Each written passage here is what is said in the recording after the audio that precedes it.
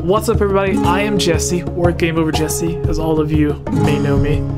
Here with us is our co-hosts, Daniel and Kayla.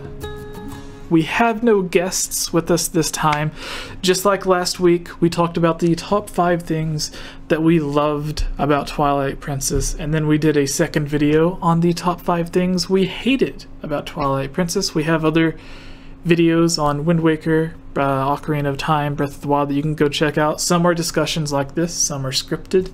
If you're into the shorter, to the point, scripted stuff, you can go like that. But if you want something to listen to while you're on your way to work, or working out, or doing your exercises, cooking, whatever the reason may be, then this longer version may be for you.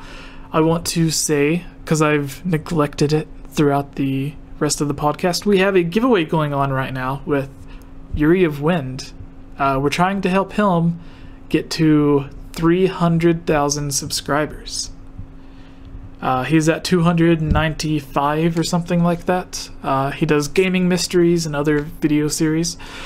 Inspired me to do the gaming history series that we have talking about canceled games, which he's been in a lot of those videos as well. He was actually supposed to be on this podcast, but he got busy with editing one of his videos. Anyways, you can go check that in the comments below. We also have new shirts. They are so new that we don't even own them yet.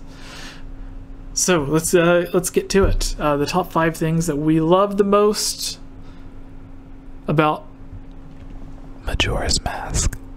Okay, number 5, everything. Yep, that's it for the video. Tuning in, everybody. Yeah. And just so everybody knows, I feel I always need to mention this when we do these videos. We are a Zelda Nintendo based channel, so when you look at a review of a Zelda channel reviewing a Zelda video, it's very biased. So to keep it non-biased, we have this video talking about things we liked, but we also have the second video up that you can go and watch. Should be posting the day after this video posts. So you can go watch that to see everything that we don't like about the game. So we try to stay fair. So Daniel, again, starting with you. Right, everything. Everything. Sorry. At everything. everyone. Yes, no. So I guess we're jumping in things we like. Is that right? This is the love side of the video. Okay, the 3-day cycle time travel mechanic is brilliant. I love it. It is one of the things that really makes the game unique in the series, that really sets it apart from other games. The time travel in this game means business. It's not just going back and forth between like 2 time periods. It's like Groundhog Day times 3. That's a movie for all you youngins, starring my hero Bill Murray. But you know, it's a super well implemented mechanic that forces the stakes, like really raises the stakes by having mechanic, because you have basically 3 days to save the world, and because everything is scripted in those 3 days, it makes the characters really come to life. So like that is sort of the basis of the game, and everything flourishes because of that foundation, because it putting that limitation on things, basically it adds that spice to every other piece of game design that comes after that. So that's my choice. Nice. Thank you very much.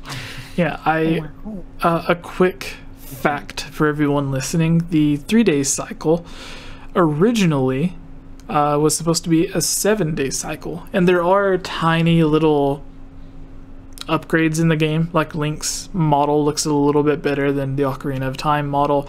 When you pause the game, it loads the options or the menu faster. There's a lot of tiny improvements, but the main improvement comes from that 3-day cycle. So the main reason that you need the extra memory from the expansion pack is because everyone is supposed to be at a certain place at a certain time. If you do a side quest, it then has to remember where those people are now, because when you do certain things, then it replaces the path or whatever that a character is supposed to go to or where people are going to be.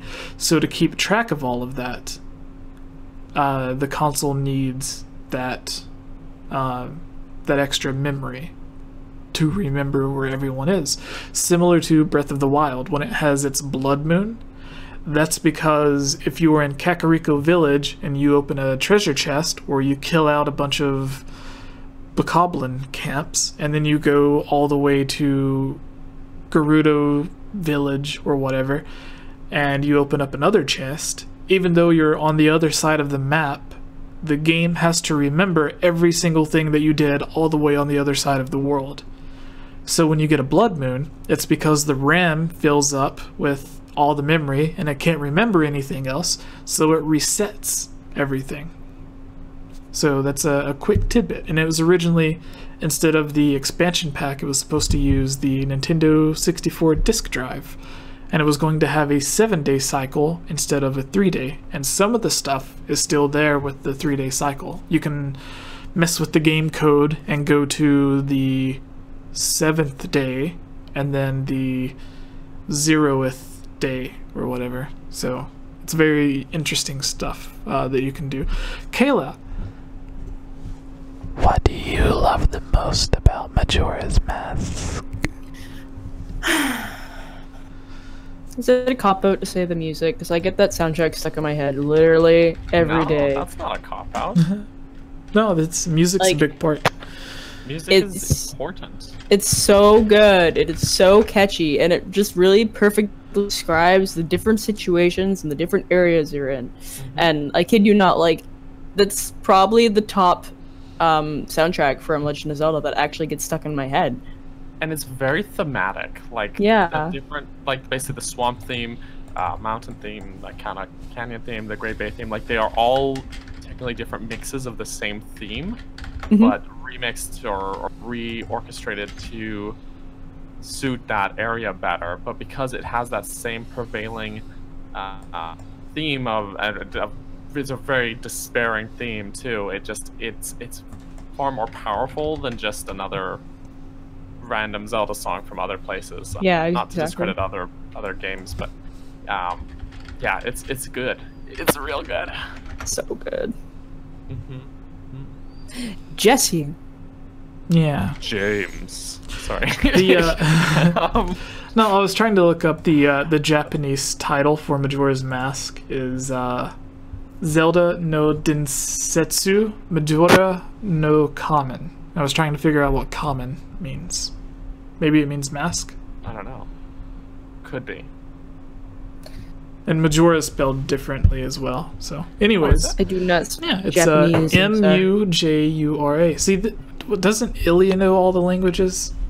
Yes, she doesn't know all the languages. The podcast that she's not on, she knows all the languages. She knows them all. Every single one. All of them. That's why she's here. And her voice, who she needs to narrate that 2-hour Majora's Mask video. Anyways, my favorite thing, side quests. So, and it's not even the side quests. It's from doing the side quests, you get to know each of the characters.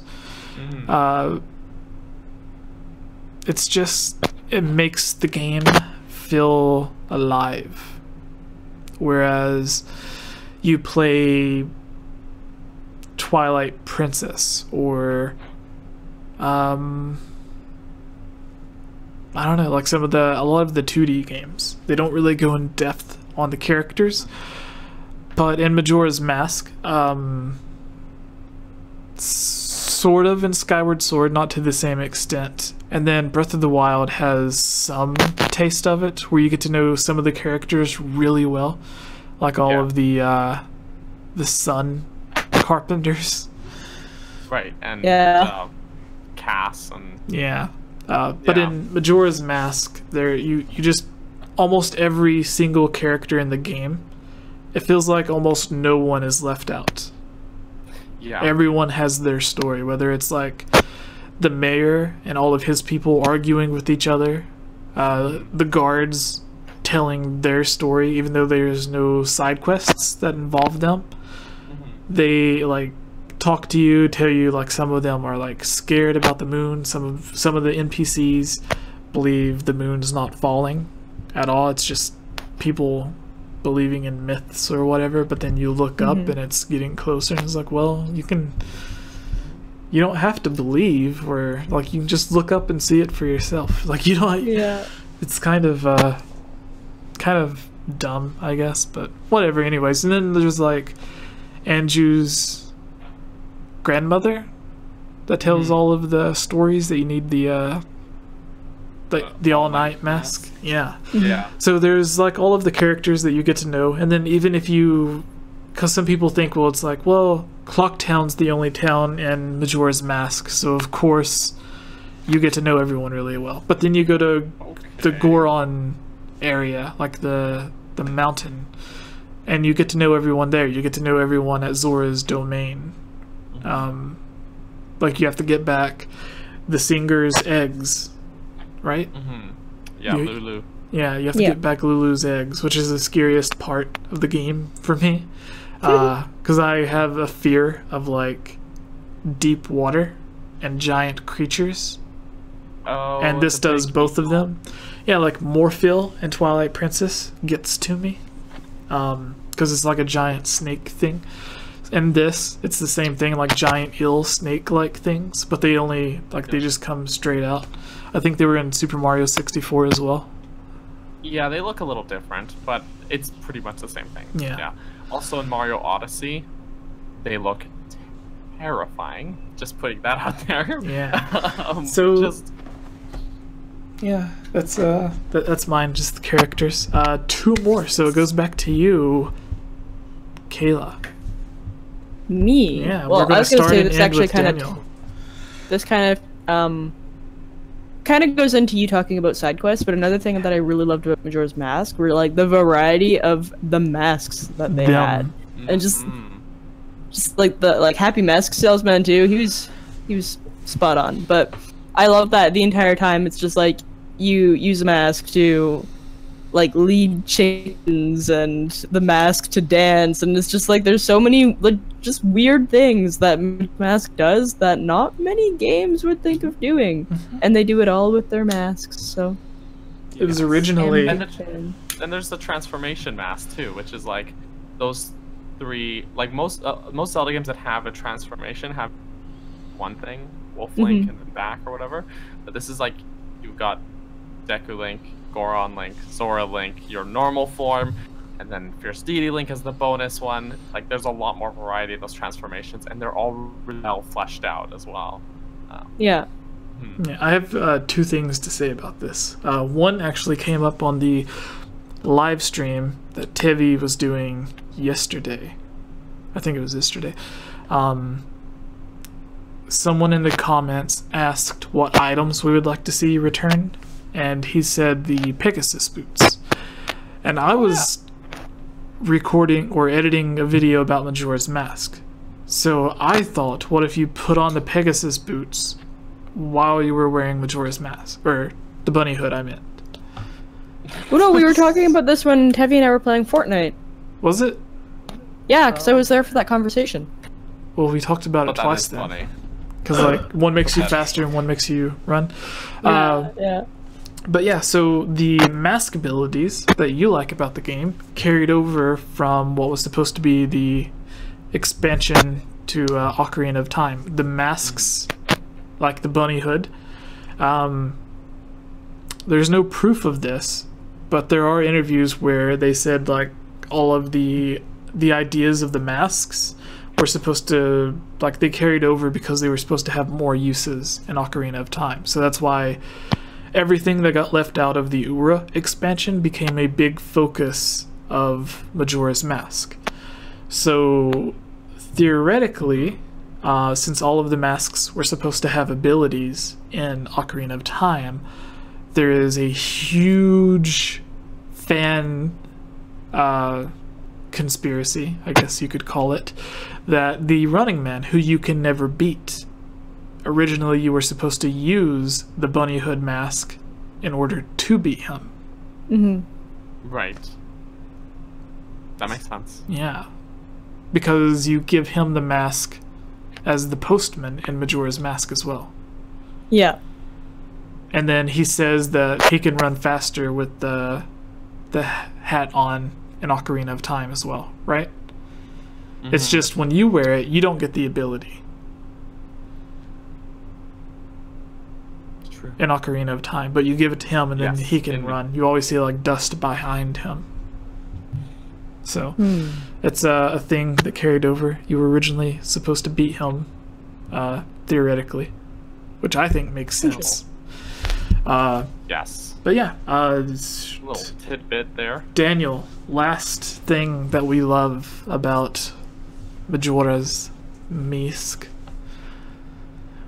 Pineapples. Since all the things Pineapples. have already been said as well.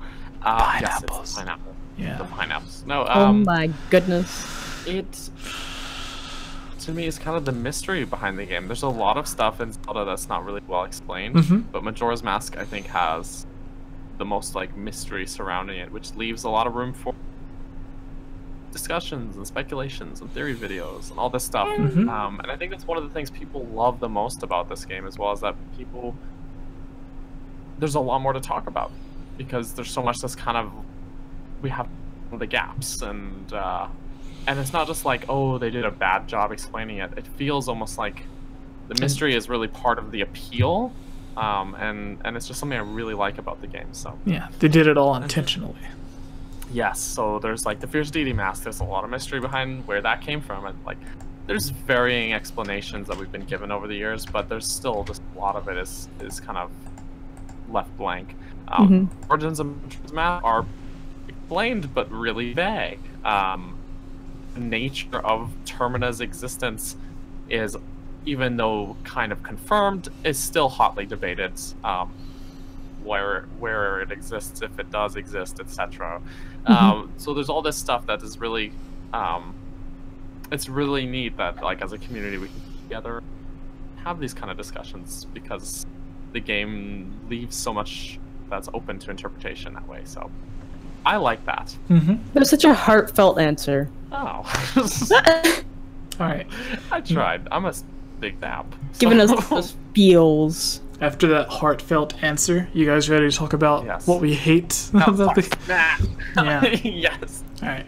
Hey everyone, it's me again, Elia Rose. I just wanted to say thank you so much for watching this video. And you know what? If you're a fan of videos like this, you should totally subscribe and give this video a like and comment below to let us know what type of videos you would like to see us create in the future.